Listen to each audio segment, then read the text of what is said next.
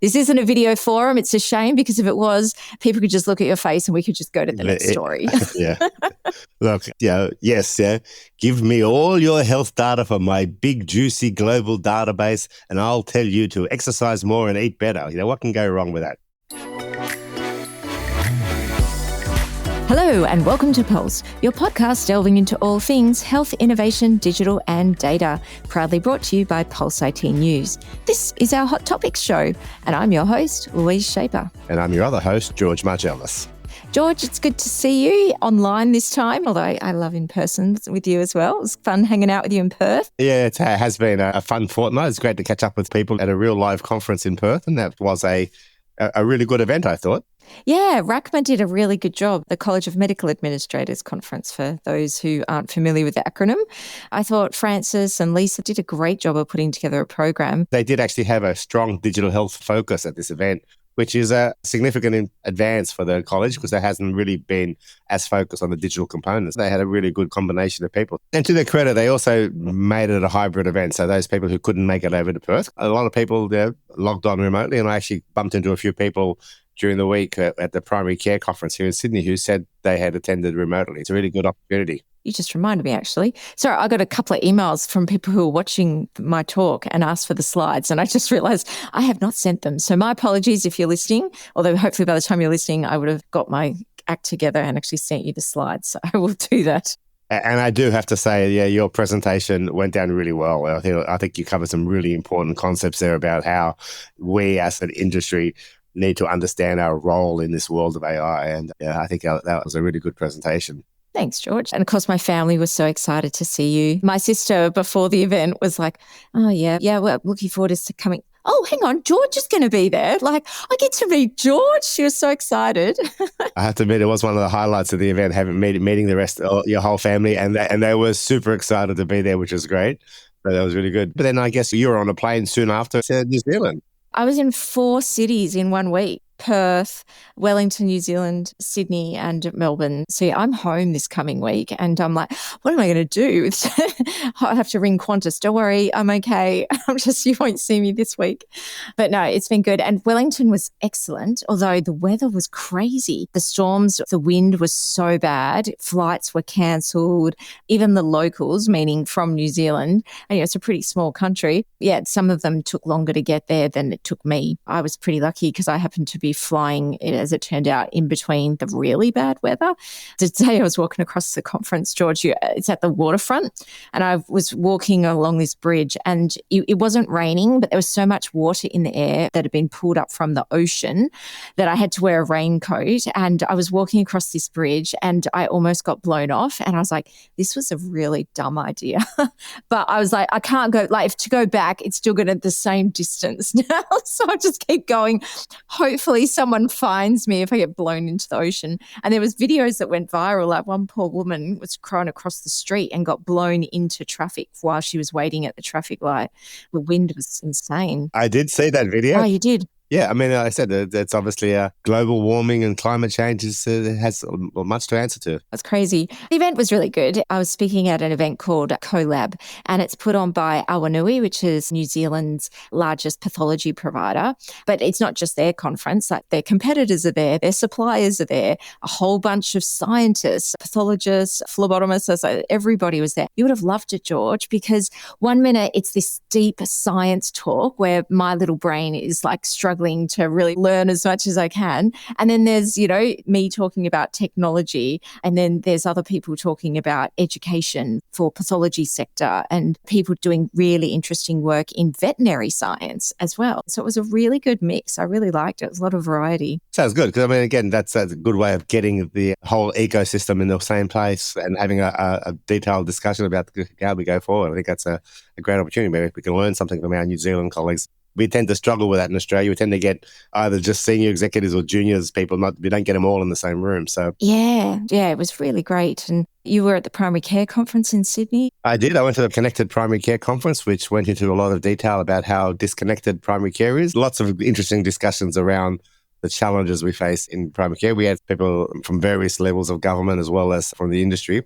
I think the key message was that we need to continue to focus on primary care and put tools in place that work. Interesting. I was at a lunch later that week with a bunch of senior executives. It was a Chatham House rule, so I can't say too much about it, but the picture just kept on coming back to failures in primary care are what cause a lot of the challenges we face in the healthcare system, and we just need to rethink how we're delivering primary care.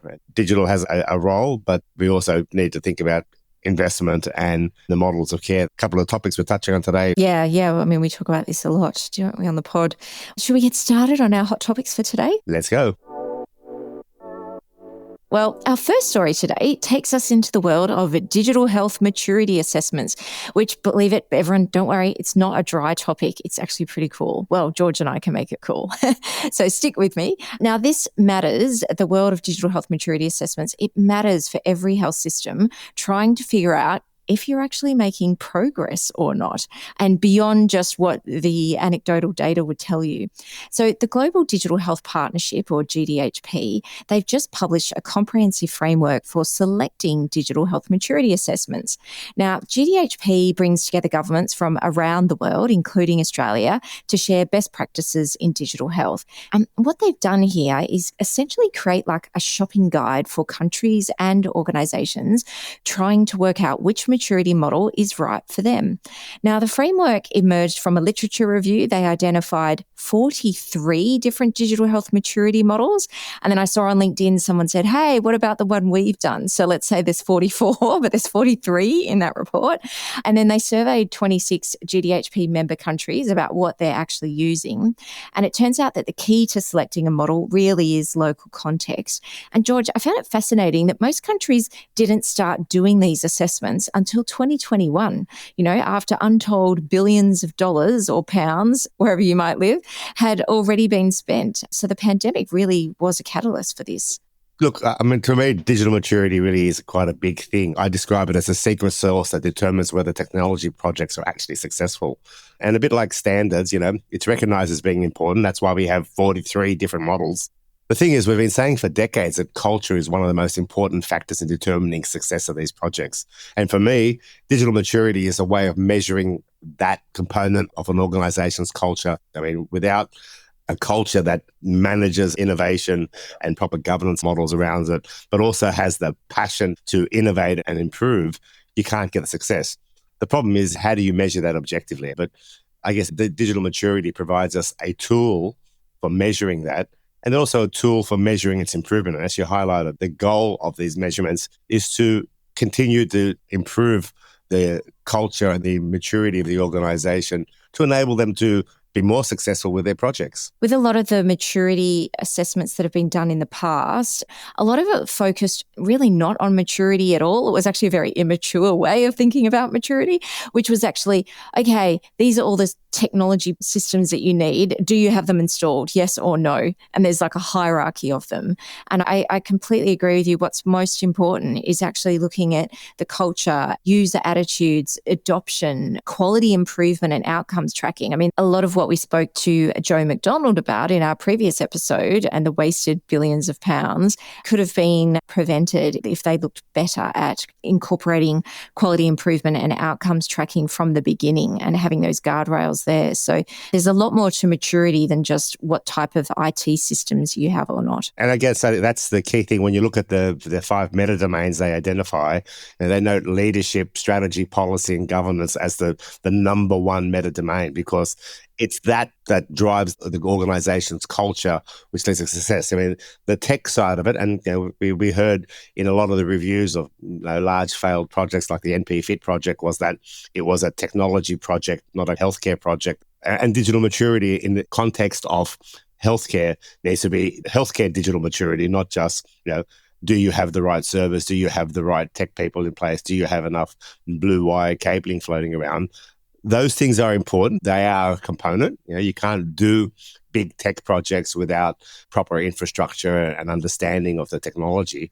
But you really need to sort of go a layer above that from a leadership and strategy component, to have people at senior levels who are not just delivering the project, but believe in the project and believe in its benefits.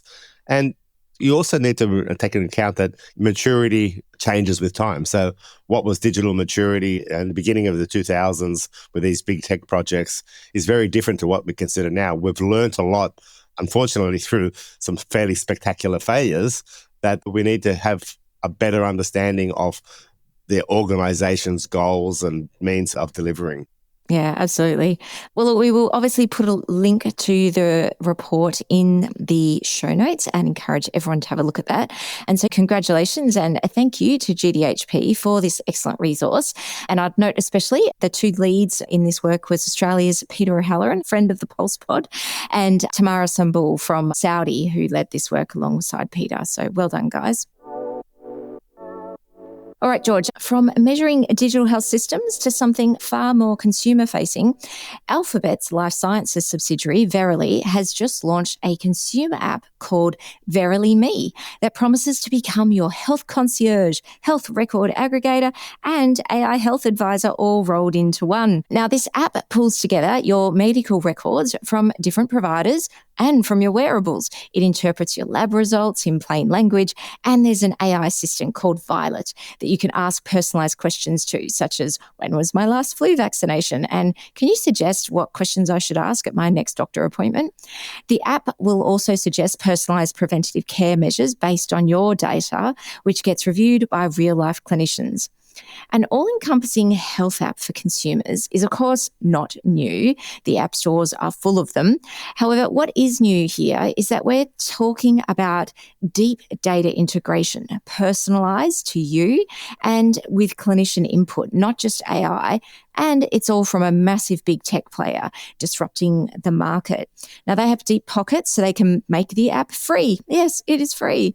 But then, of course, if it's free, you're probably the product. And Verily says they won't sell your data or use it for ads, but what they will do is feed your data into a new registry called Lifelong that they plan to market to pharma companies.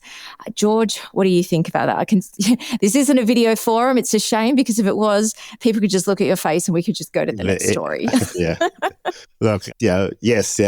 Give me all your health data from my big, juicy global database, and I'll tell you to exercise more and eat better. What can go wrong with that? So try not to be too cynical here. And seriously, in this day and age, who would want to give a tech giant all their data and hope for the best? We've seen the horror stories, and the concept of giving all your health data, and even worse, letting them get all your health data from your disparate sources without you having any control about what actually comes through. This is not Google's first attempt at this. They've had a couple of stabs at this. They tried doing something a couple of years ago where they amalgamated medical records to provide a health summary. When the system brought them all together, the diagnosis list included things that had been, excluded a while ago, treated a while ago, never actually existed. So again, how you amalgamate a health record in a time of unstructured data is an interesting challenge. Well, they would say it's beta release, which it is, and it's not actually available in Australia yet. Well, I couldn't get it in my app store, but Matthew Holt did a post on LinkedIn where he actually screenshotted his own, he signed up.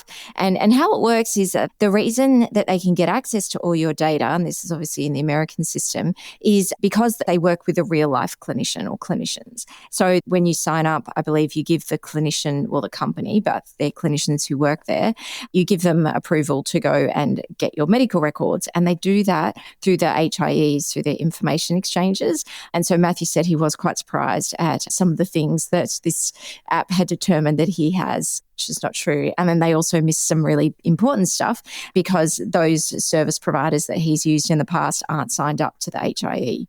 Yeah, look, again, this promise of being able to get all your information when we just don't even know where all our information is, let's be honest. There's probably still a lot of our information caught up in paper records somewhere or in people's desktop systems. And because we don't actually have global standards about how we capture healthcare data. Look, in an area where there was a lack of healthcare infrastructure, I think this would probably be pretty tempting. So if you had no other way of getting your information, here in Australia, we have things like My Health Record. But when you look at this compared to My Health Record, it sounds like My Health Record on steroids because it's going and scraping information. My Health Record is reliant on GPs uploading or doctors uploading health summaries. And we've seen how few and far between they often are. I will watch it with interest. Would I sign up? Yeah, probably not. But I would probably experiment with it. But these projects are only as good as their edge cases. So for some people, it'll be very effective. For some people, it'll be a waste of time. The last thing you want to do is wake up one morning and see the front page news of, Verily has been hacked and all your health information is now sitting in the dark web. Plus, it just sounds too good to be true. And, as with all things that are too good to be true, they probably are. Yeah, well, I don't disagree with you, George, but at the same time, if I could get this app, I want it. I'm quite happy to give up my privacy for utility. If you go on the website, there's a little 2-minute video, marketing material to promote it, and they're throwing shade at the fax machine, which I thought was hilarious and much needed. But then it's everything. So there's little AI and you can talk to it and it'll suggest things based on your records. But then one part of the video, the user takes a photo of the meal that she's eating, and it does an analysis on your level of protein and carbs and what you're eating and gives you advice about healthy meals. I agree with you. I think it's a bit of a pipe dream at the moment, but they do have deep pockets. And if enough people sign up, it'll train it.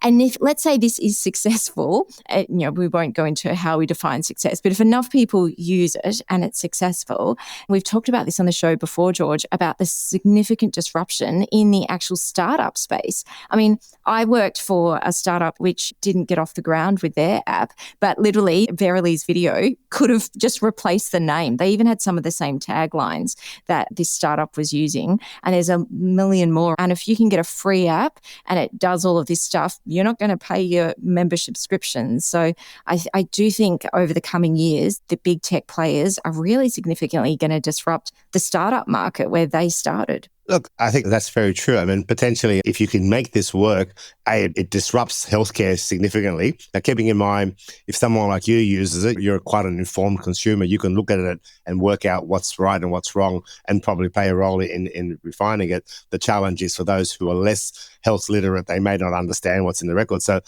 again, but if it helps develop greater health literacy, then, hey, that's a great thing in itself.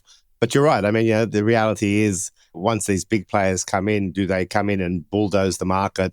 What does that mean for innovation? Do they then sit on that system and keep it as the basis for all health records, and any new innovations will struggle to get in? But keep in mind, Google was a startup too at one stage. They were. What a shame we didn't buy shares back in the day, George. We can relate to that. We could be doing this podcast from our private yacht. Absolutely. Well, look, it is time for a quick break. And when we come back, we'll be talking about the business model emerging around weight loss drugs, an Australian-made melanoma risk calculator, and a new blood test for cancer. So stay with us. George, on our very first episode of Pulse in 2024, yes, the very first one, we talked about GLP-1 weight loss drugs medications like Ozempic and Wegovy and their relationship to digital health. Well, it's time to go there again because new business models are emerging around GLP-1 medications. Reported in Forbes, CVS Ventures in the US is quietly building infrastructure for what comes next after this initial prescription boom. The article suggests that the GLP-1 economy might be crashing, or more accurately, maturing past the hype phase, and companies like CVS are positioning themselves for the long game. Now, what has happened in the last 2 years, and we've talked about it before on this pod, the last 2 years there's been a plethora of companies popping up all over the place offering GLP-1s after a simple telehealth consultation. Now, that business model has worked because offering almost frictionless access to these drugs in a land grab for script volume has generated a lot of profit for many. But of course, weight loss and obesity is a chronic condition. It's not episodic. And the market looks to move now to integration, regulation, and scale within the broader health ecosystem. This is what is needed, of course, when millions of people are on these medications long term, and what kind of healthcare ecosystem emerges around that reality. I think a lot of clinicians are going to be pleased if this movement catches on, because there's been a lot of pushback from clinicians and health informaticians alike that, the idea that you go over here and get that service just to get those weight loss drugs, and then you go over to a different service and that deals with, sleep apnea like Joe was talking about. What are your thoughts, George? Do you think we're going to see this consolidation and a more integrated approach to these GLP-1s? So first of all, I have to say GLP-1 economy is a really cool term. I do actually like Forbes when they do some of their health articles. They really do have some interesting insights into the play, and they do bring some very interesting people into the discussion. Look, these GLP-1 clinics, to me, are not a good thing. The fact that we have these hyper-focused, one-drug organizations whose key measurable is the number of prescriptions they push out, or even more frightening, they actually provide the drug as well. And when we had the GLP-1 drug shortage, they did their own compounding to develop drugs. To me, that's a challenge. It just leads to greater fragmentation. So, I get my obesity drugs from here, I get my sleep apnea treatment from there, I get my hypertension treatment from someone else. They all tell me they can interoperate, but how they do so and what that means in reality is a challenge. And so this shift towards a more classical medical model, now in this case it's a virtual medical model, sounds like a good thing, but the reality is we already have a very good medical model. It's called primary care. I mean, this is the sort of things that good primary care practitioners, if properly funded and properly supported and with the right tools, can actually do. So,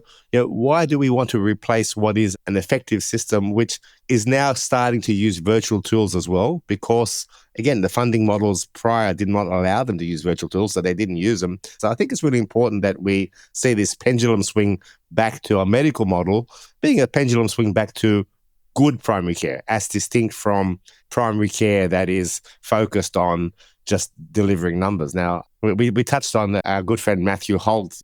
He actually put up an article a couple of days ago talking about his view of how primary care could be improved. And he talked about this concept of concierge primary care for everyone. And the reality is good primary care really is what concierge care looks like, but we just haven't been able to scale it because of the cost. So we need to start thinking about how we change the primary care model. Not that it doesn't just supplement these fragmented systems, but it gets rid of the fragmentation and brings it back to that caretaker mode of what the GP has been in the past. Yeah, and I'd really like to see this happen. The market here has grown significantly. I mean, these drugs weren't around a few years ago. And the first time it took off, it was in Los Angeles with people who weren't diabetic and just needed to, get even skinnier. But now they're like really common. I was talking to an anaesthetist recently and he was telling me how every single patient that comes through his door, and he said, part of my standard questions is now, are you on any of these GLP-1s? Because he said, people don't realize food stays in your stomach for days.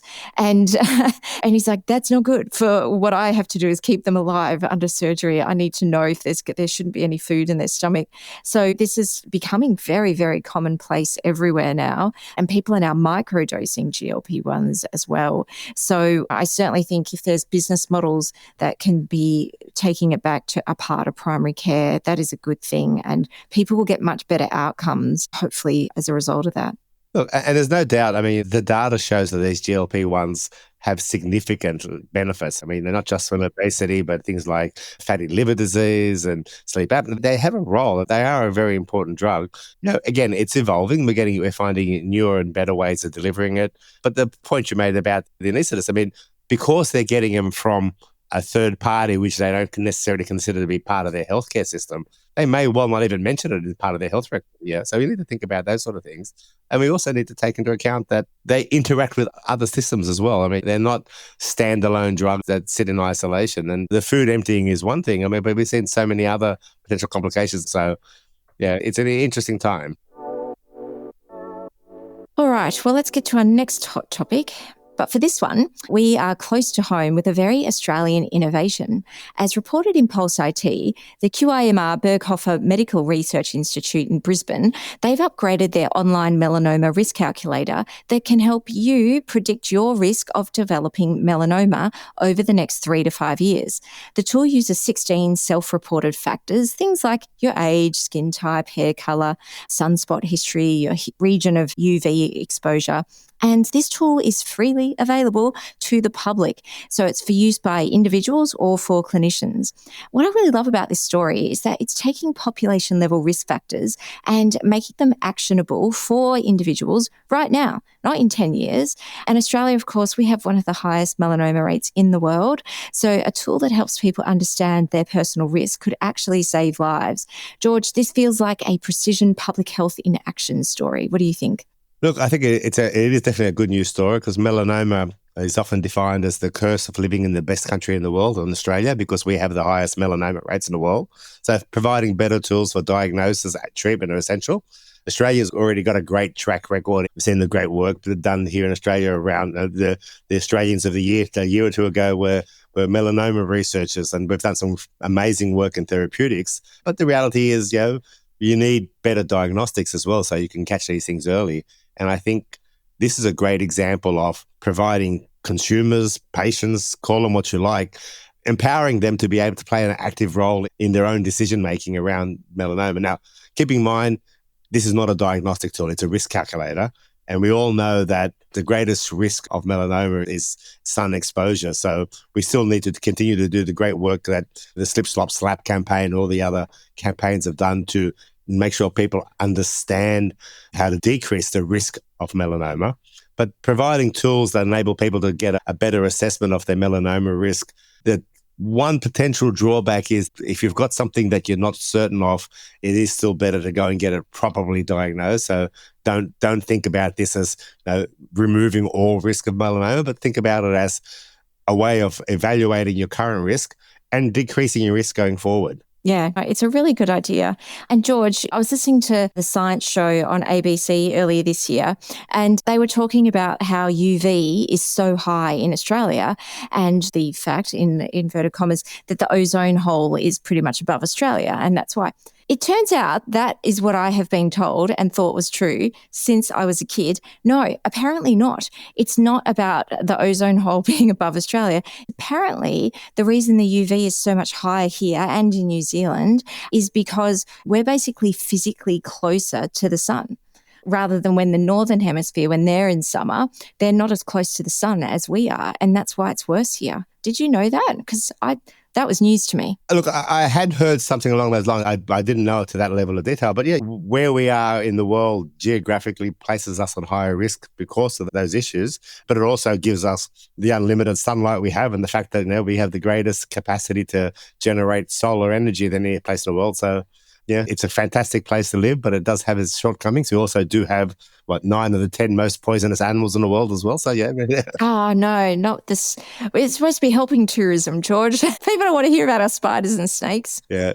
But hey, we also have great organizations like Ron Hoffa, which do the research and help you avoid melanoma. So come on down under. Yeah, absolutely. Great. All right. Well, for our final story, we are sticking with innovations in cancer detection.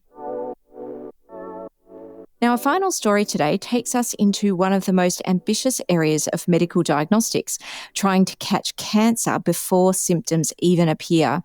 Grail, a biotech company, has just released results from a massive study of their Galleri blood test, which claims to detect over 50 types of cancer from a single blood draw. The Pathfinder 2 study involved nearly 36,000 adults over 50 across the US and Canada. The headline result? Well, when added to standard cancer screenings like mammograms and colonoscopies, the Galleri test increased cancer detection more than 7-fold, and about 75% of the cancers it found were types that don't currently have routine screening options. Even more striking, the test correctly ruled out cancer in 99.6% of individuals who didn't have it, and it claimed to pinpoint the organ or tissue of origin in about 92% of positive cases. Now, what does this mean for digital health? Well, if this works at scale, and this is still just in a trial phase, but if this works at scale, screening moves upstream. Data moves into predictive mode, not just diagnostic, and the whole model of late-stage cancer changes. I really wish I had seen this story before my trip to New Zealand, as the pathology lab people would have been very interested in the promise of this test. We're talking high-tech biotech leveraging cell-free DNA sequencing, large-scale data modelling, algorithmic classification of tissue origin, client-provider workflows for follow-up analytics, and it's all peppered with risk and disruption. This is a great story, I thought, to talk about on the pod. What did you think about this one, George? Look, it's a very interesting story. I've actually been following Grail for a while. So Grail's got a bit of an interesting history in that it was a spin-off from Illumina, and then Illumina bought them back when they realized the potential for it. So this idea of blood screening for cancers isn't new. The problem has always been that the accuracy of the testing you're needing has been so high, because you literally are picking up micro amounts of DNA or RNA from a tumor cell and trying to identify it in the broader context of the thousands, if not hundreds of thousands of other DNA, RNA, and proteins floating around in the blood. The numbers here look great. The fact that it's 99.6% of individuals who don't have cancer will be confirmed, that's a specificity, which is amazing. The challenge then comes back down to the idea of clinical utility. Does it predict those cancers that will continue to grow? Because if you talk to a geneticist, they'll tell you that everybody in the world has a number of cancers coming and going in their body every day, and then we all trigger oncogenic cells, but often our own immune system knocks them off before they go past a certain stage. So we need to understand, what does this mean in the long-term context of getting these results? Does this mean we have annual blood tests for cancer and we track cancers? Does it mean... Yes, please. Yes, please. I'm putting my hand up for that one. Does it just increase the anxiety because people who are getting these tests are sitting there being told that they have a increased risk of cancer 1 versus cancer 2? We still need a lot of work to be done. But from a digital perspective, this demonstrates the value of the technologies that we've developed over time. This may well be where AI really demonstrates its value, when it has that capacity to evaluate what is essentially a huge bit of data around what's happened in a single blood draw. Now, the company's been doing a lot of work in this space. There's a lot of research happening. If it pans out, then this basically revolutionizes the way we think of cancer going forward. But we need to also think of the consequences of that, and whether it does actually improve clinical outcome. If it just tells you, 2 years earlier that you have cancer and there's nothing you can do about it, that's not a good thing. But the reality is, we know that the earlier you catch cancer, the more likely you are to be able to treat it. Tying this to therapeutics is going to be important. And maybe in the future, we'll have a world where cancer is a treatable acute disease, just like influenza or any of the other diseases out there. And we'll be able to do a blood test, prescribe you a drug, clean it up, and move on. Yeah, I mean, that's the holy grail, isn't it? And, it's not out of the realm of possibility. And of course, I grew up in that age. I was really young, but I still remember, because they were so scary, the HIV ads that were on television in the 80s with the Grim Reaper. And, everyone's like, oh my God, I'm going to die if I go to a public toilet. I mean, it was ridiculous. But, there was a lot of fear around. And now there's drugs to not only treat it, but to help you prevent getting it in the first place if you're at risk, so it's, if we can get there with cancer as well, it's a game changer. You're right. I mean, I remember back in the early 80s, when the Grim Reaper and HIV was considered to be a death sentence. And now it's just another chronic disease, which is managed with medication. And people who now live into ripe old ages with it. And the same goes with cancer. I mean, we've all been touched by family members in the family. I know you've had a much more recent, I've had family members as well.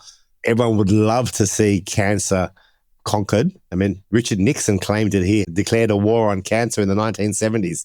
It is a complex disease, but let's watch this with interest. Actually, I understand they're doing trials in the UK as well as this US-Canada stuff. So if they keep going well and getting these types of results, it could be approved for use maybe 2028, something like that. I mean, like we were talking earlier, these things take time to just go through all the approval processes. But yeah, it's very promising. And, we need more good news stories in the world these days. So I was really pleased to find that one. Absolutely. Like you said, the reality is science has been the thing that has enabled us to lead the longer lifespans that we have now because of these sort of discoveries. And hopefully this is the next big discovery, in which case we'll be watching with interest. But at the same time, that concept of clinical utility needs to come into place. Does it really make a difference, or is it just measuring what we already measure, but just measuring it differently? That's right, yes. And I think that's one of the focuses of the UK work as well. Well, that's a wrap on our hot topics today. Yeah, but it's been an interesting discussion, as always.